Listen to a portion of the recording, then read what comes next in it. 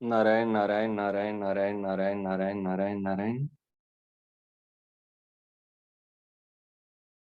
श्रद्धेय स्वामी जी महाराज जी के श्री चरणों में सभी साधक साधिकाओं की तरफ से हार्दिक प्रणाम।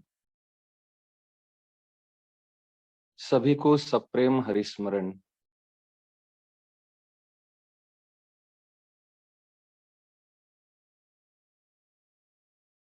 श्रद्धेय स्वामी जी महाराज जी ने आज शरणागति के विषय में बात बताई है। अनेक बार हम लोगों ने शरणागति के बारे में कथन श्रवण मनन करते आ रहे हैं।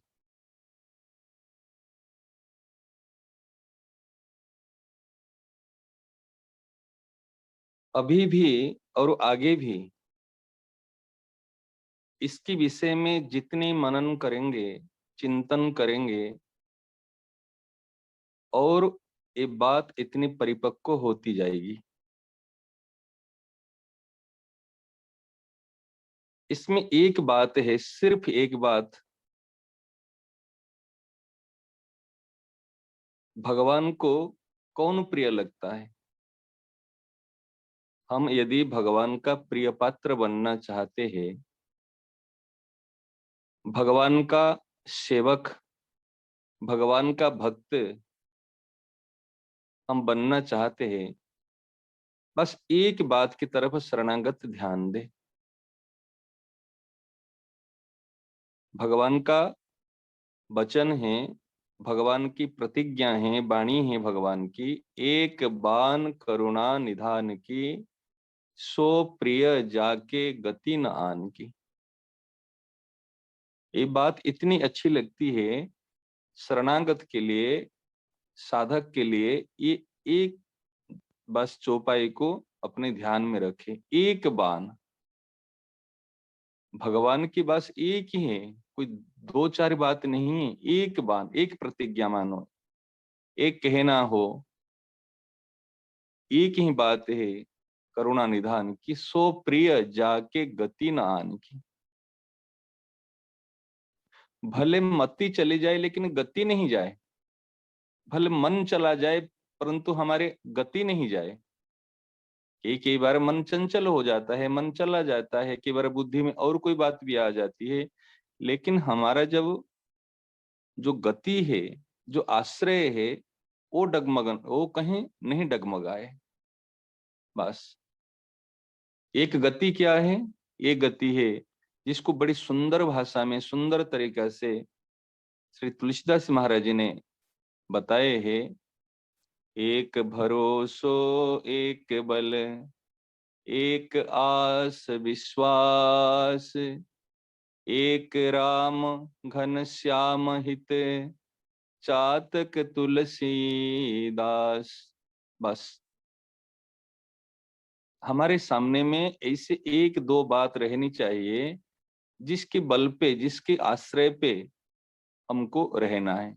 ये बात के आश्रय मीन्स भगवान के आश्रय है। एक एक भरोसा, एक बल, हमारा भरोसा एक है, बल एक है। एक भरोसा, एक बल, एक आस, आशा, मगर एक एक से हमको आशा करनी है, एक विश्वास है। ये इतनी बढ़िया बात है। अगर साधक केवल इसकी तरफ ध्यान दे, कहीं दूसरे आश्रय तो नहीं लिया हूं, दूसरे के पर तो भरोसा नहीं कर रहा हूं, कोई दूसरे की बल पर तो नहीं जी रहा हूं। हमारे साधक के पास अनेक बल होते हैं, शरीर का बल, धन का बल, परिवार का बल, पद का बल। इसके बल पर सोचता है मैं कुछ प्राप्त कर लूं, मैं कुछ कर लूं, परंतु भगवान इस बल पे नहीं मिलते हैं। भगवान के बल, भगवान के बल पे जो बलियान है, भगवान के बल पे क्या बलियान है? मैं केवल भगवान का ही हूँ, केवल भगवान मेरे अपने हैं, ये भगवान का बल है। मैं केवल भगवान का ही हूँ और भगवान केवल मेरे अपने हैं, ये भगवान का बल। इस पे बलियान, भले वो पापी है, भले दुराचारी है, भले कहते ना साधन विहीन है, कोई साधन नहीं कर पाता, परंतु यदि उनके पास में ये बल है, मैं भगवान का हूं। अस अभिमान जाए नहीं भोरे, मैं सेवक रघुपति पति मोरे। ये अभिमान, ये स्वाभिमान उनके अंदर ऐसे बैठे जाए, एक ठसक आ जाए, मैं किशोरी जी का हूँ, मैं श्री राम जी का हूँ, मैं मेरे प्यारे प्रभु का हूँ। ये ठसक आ जाए, जैसे हमारे अंदर है, मैं धनी हूँ, मैं बड़ा सेठ हूँ, मेरे पास इतने रुपये, एक ठसक रहता है स्वाभाविक। इस प्रकार एक ठसक आ जाए अंदर में, किसके बल पे? भगवान के बल पे। आज सब कुछ हो जाए तो भी कोई परवाह नहीं है, सब कुछ चले जाए तो भी कोई परवाह नहीं है। ध्यान देना इस बात को। बहुत धन हो गया, संपत्ति हो गई, आज ख्याति हो गई, प्रतिष्ठा हो गई, परंतु कोई परवाह नहीं, ये इससे इससे मेरा कोई लेना देना नहीं है। आज सब कुछ चला गया तो भी कोई लेना देना नहीं है, केवल एक होना चाहिए, बस मैं उन्हीं का हूं, वो केवल मेरे अपने हैं। ये बल है। और विश्वास, और ऐसे विश्वास हो, बस विकल्प रहित विश्वास। स्वामी शरणानंद जी महाराज जी ने कहा, विकल्प रहित विश्वास। विश्वास जहां होता है वहां पर अगर मगर लेकिन किंतु परंतु बट इस शब्द से वो प्रयोग नहीं होते। बिल्कुल स्पष्ट देखिए। विश्वास मीन्स विश्वास, उसमें सपने में भी तनिक उसमें कोई किंतु परंतु नहीं आए, संदेह उत्पन्न नहीं हो। बस प्रभु है, इसमें कोई संदेह नहीं है। प्रभु मेरे है, इसमें और कुछ संदेह नहीं। प्रभु मेरे है और मैं उनके लिए हूं। प्रभु मेरे लिए की अपेक्षा मैं उनके लिए हूं। जब प्रभु है, वो मेरे अपने हैं, और मैं, मेरे को उन्होंने इसलिए निर्माण किया है, मैं उनकी सेवा करूं। प्रभु के अस्तित्व को स्वीकार करना और अपना स्वीकार करना, ये दुनिया की सबसे बड़ी सेवा है, सबसे बड़ा काम है।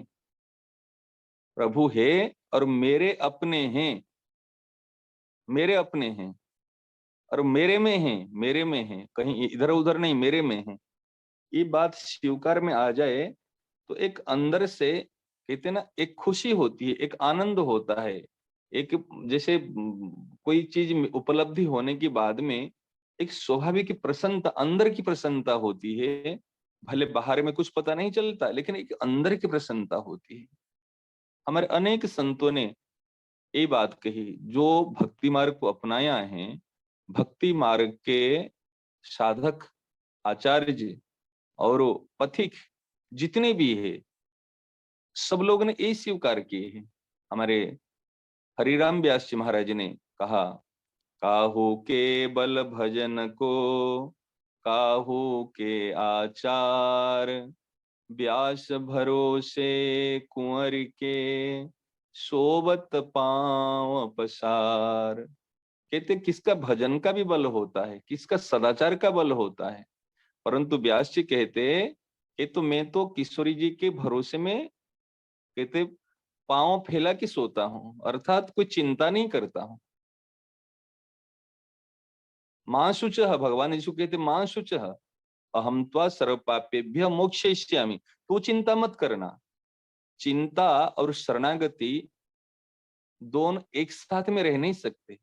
प्रकाश और अंधकार, जिस प्रकार प्रकाश और अंधकार दोनों का एक जगह पे मिलन हो नहीं सकता, इस प्रकार चिंता और शरणागति, ये दोनों एक साथ में रह नहीं सकती। चिंता है तो शरणागति कैसी है, और शरणागति है तो चिंता कैसी है। और जो अनन्य शरण हो जाता, न अन्य, उनकी जीवन में और कुछ नहीं है। महाराज जी ने एक सुंदर बात कही कि देखो, पतिव्रता स्त्री जब पति की हो जाती है, क्या वो घर का काम नहीं करती? क्या वो जैसे परिवार को संभालने के लिए और सारे विषय विषय पे क्या विचार नहीं करती? आज दूध वाला से दूध ले रहे हैं, फल वाला से फल ले रहे हैं, सबसे व्यवहार की बातचीत भी कर रहे हैं, घर को संभाल रहे हैं, उनका विचार होता है, उसके विषय में समय भी दे रहे हैं, फिर भी पतिव्रता कहलाती है। वो तैल धारावत तो मेरा पति का चिंतन तो नहीं करती है ना। ये बहुत बड़ी बात इस साधुओं के लिए शिक्षा लेने की बात है। पतिव्रता स्त्री तैल धारावत अपने पति की छवि को या पति के नाम को वो लेकर बैठती नहीं है।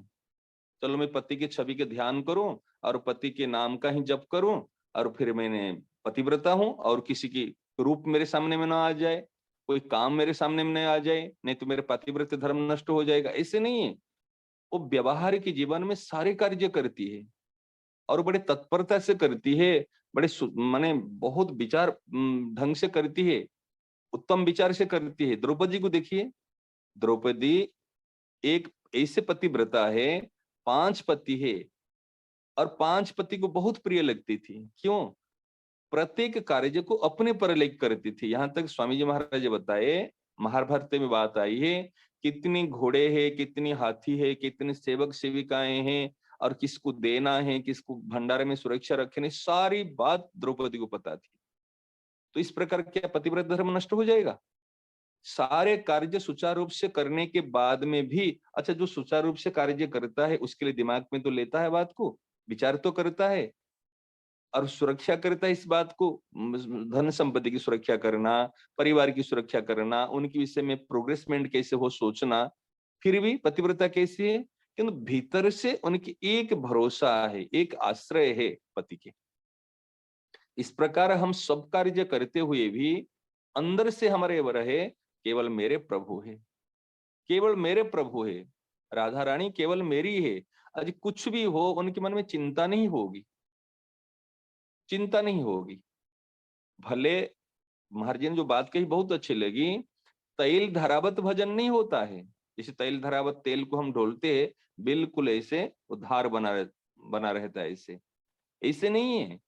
परंतु ये तैल धरावत भजन नहीं होते हुए भी जब हमारे अंदर में स्वीकृति बैठी है, मैं अकेला नहीं हूं, कभी भी अपने आप को अकेला महसूस नहीं करे, कभी भी अकेले अपने आप को अनाथ महसूस मत करे, मेरा तो कोई नहीं है। जैसे कोई माता बहन कहते हैं ना, मेरे को अकेलापन फीलिंग हो रहे है, घर पे परिवार में होते भी मेरे अकेलापन महसूस हो रहे, और अकेलापन खुद को खा जा रहा है। इसलिए हमको क्या ये स्वीकार करे, मैं अकेला नहीं हूं, मेरे पास में मेरे प्रभु है। जैसे संत महापुरुषों को अपने पास में अनुभव करना, ये बहुत बड़ी बात है। जैसे श्रद्धेय सेठ जी है, भाई जी है, श्रद्धेय स्वामी जी महाराज जी है। साधक यदि अनुभव करे, मेरे पास में स्वामी जी महाराज है, मेरे पास में भाई जी है, मेरे पास में सेठ जी है, ये अनुभव करे, ये अनुभव करते ही स्वाभाविक उनकी शक्ति, उनकी प्रेरणा और उनके मार्गदर्शन स्वाभाविक मिलता रहेगा। स्वाभाविक आप करके देखो, जब ये अनुभव करेंगे स्वाभाविक मन में निश्चिंतता आएगी। एक लाठी जब हमारे हाथ में रहती है, एक टार्च लाइट अपने हाथ में रहती है, तब हम निश्चिंत हो जाते हैं, अरे भाई अंदर क्या होगा, अंधेरे हो तो हमारे पास टार्च लाइट है, प्रकाश है, हमारे पास में लाठी है, कोई डरने की बात नहीं है।